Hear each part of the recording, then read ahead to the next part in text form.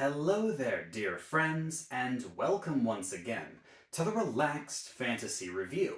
Today, we're going to be talking about a subclass of the monk, straight out of Tasha's Cauldron of Everything, the Way of the Astral Self. This is a monk that embodies a lot of fantasy when it comes to the spiritual side of monks, knowing that they are at one with their inner self and their ki. And in this particular case, their ki manifests as a astral body. The astral self empowers them in lots of different ways, but let's have a talk about the mechanics. Starting right away at level 3, when you choose the subclass, you get the arms of the astral self. Using one ki point and bonus action, you summon astral arms, spiritual arms. They can hover around you or come right out of your back or shoulders. Basically, they manifest as an extension of yourself. When you summon them, they actually do area of effect damage for 10 feet around you. But then they remain for 10 minutes. While these arms are around you, you can use them for several things. Firstly, you can use them to attack. You can make unarmed strikes with them. And they have a reach. They have a reach of 5 additional feet beyond your normal reach. So that's normally a 10-foot range, although this is the sort of thing I'd give to a bugbear, because they already have a reach of 10 feet, so this would make that 15. So, yeah, this is a really cool power. But the real cool thing about these arms is that when you attack, roll your damage, or do strength ability checks or strength saving throws, anything like that, instead of using your strength, or in the event of your unarmed strikes, your dexterity, you can use your wisdom. So you can focus all in on your wisdom when it comes to your stats. It does the damage, it does the strength checks, it does everything for you. And the coolest part is that all of these attacks that you make with your astral arms do force damage.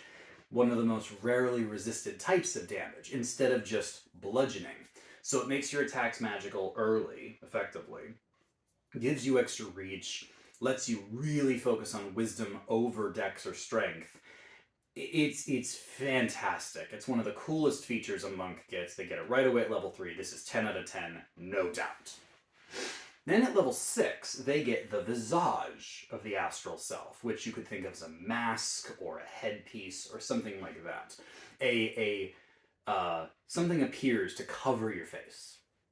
While you are donning this visage, it takes an additional ki point to summon it. But you can use the same bonus action that you used to summon the arms, or you can do it separately, up to you. While you have this head on, it lasts for another 10 minutes.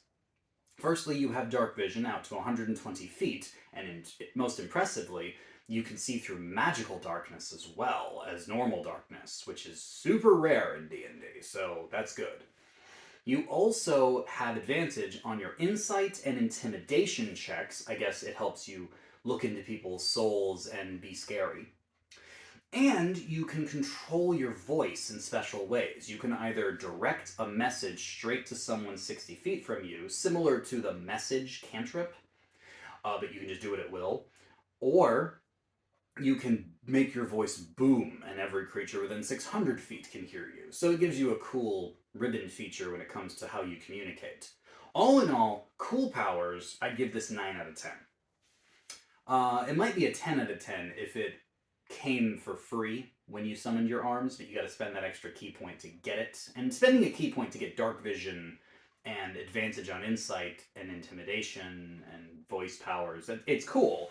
Personally, I think it would be better if it was free with the arms. But anyway, speaking of free with the arms, at level 11, you get the body of the astral self, the rest of yourself. So you've got arms, head, now you've got body. When you summon the body, it doesn't take an extra ki point. You just choose to do it, no action required, when you have the head and the arms also summoned. One thing I'm not a big fan of is the fact that you have to have the head and the arms summoned to get the body. So you have to spend 2 ki points getting the arms and head when you want the body too. You can't just have arms and body, skip the head. But anyway, While you have it, you get two cool powers. First of all, you get empowered strikes with your arms. So when you hit a creature using your unarmed strikes with the arms, not only can you use your wisdom and as the damage force, but you get to use an extra roll of the martial arts die, making the unarmed strikes twice as powerful. That's pretty cool. You also get to use your reaction similar to how you would deflect missiles, because all monks can do that. They use their reaction to deflect arrows or shots or any sort of ranged attack. Now you can do it with magical attacks. The basic elements: fire, cold, lightning, thunder, acid, or force damage, ironically enough. You can use your reaction to deflect it for the same amount as you would a dexterity-based attack. These are nice powers. An extra way to defend yourself, and empowered strikes. It's what a monk wants. It's just a shame that you have to have the head and the arms. Like, if you could do this just by itself, I'd even spend a key point on it. But the fact that you have to have the other two parts up and running to get this feels a little restrictive, Why can't I just summon my body and my arms and my head at the moments I want? Why do I have to have the whole ensemble? The powers are still cool, very useful, but I'm giving the body of the astral self an 8 out of 10, because it seems like we're moving away from the thing that I want, which is to use these powers when I want them and not require the other ones. Anyway, at level 17, you get Awakened Astral Self. This is something that, again, follows the same trend. Now, you summon all 3 parts of your astral self, and you spend 5 key points instead of the 2 you were spending before.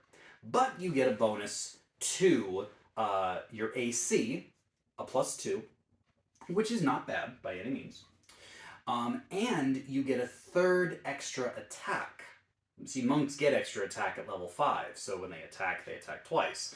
And a lot of classes have this. But now, when you attack, you get a 3rd one as well. So if you include your Flurry of Blows attacks as your, bonus action attacks, now you're attacking 5 times in a turn.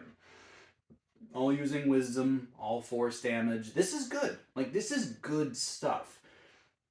Why you have to spend 5 key points to do it, though? That's the part that gets me about the Astral Self Monk in general. I get it. We're getting stronger. We are spending, resources to summon our powerful selves. But why is it that the key point usage just keeps going up? It feels like we're not addressing the problem with the monk at all, where we are short on our key points. We want to use our key points for stunning strikes, for flurry of blows, for patient defense, step of the wind, all these other cool powers that the monks have. Using them to just give ourselves extra AC and extra attacks, yeah, that's cool and all. It just feels like they could have left that part out. How about just when you have all 3 parts going, you get these benefits now. Congratulations. You made it to level 17. The power's still a 9 out of 10. The Astral Self Monk is a 9 out of 10. They've got a lot going for them. Wisdom-based attacks, force-based attacks, reach, magical dark vision, extra AC, extra attacks. This all is good. This is a good subclass. And if you really like the spiritual aspect of the monk, and you like the idea of empowering yourself with your spirit and soul, this is good. This is a good subclass. I just don't like how it makes you spend your key points so much. That's something that we don't like about the monk, Maybe I'm being too harsh. Maybe this is a fantastic monk, but that part just sticks with me. In any case, 9 out of 10 for the Astral Self Monk. This has been the Relaxed Fantasy Review. If you enjoyed the video, please like and subscribe down below, and keep your eyes peeled for more subclass reviews coming down the line soon. Have a good one, my friends.